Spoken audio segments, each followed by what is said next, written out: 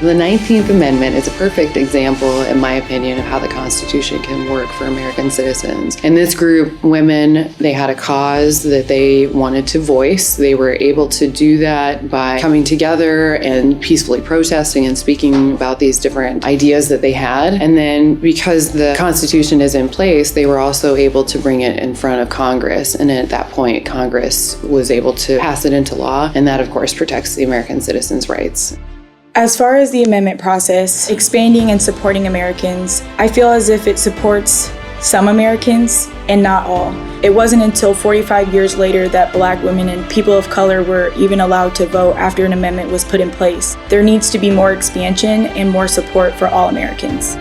The amendment process in general protects the rights of Americans because it's a slow process and it requires a lot of lawmakers to overturn a lot of agreement upon states. And so once an amendment is set in stone, it is very difficult to change, and that helps guarantee your rights.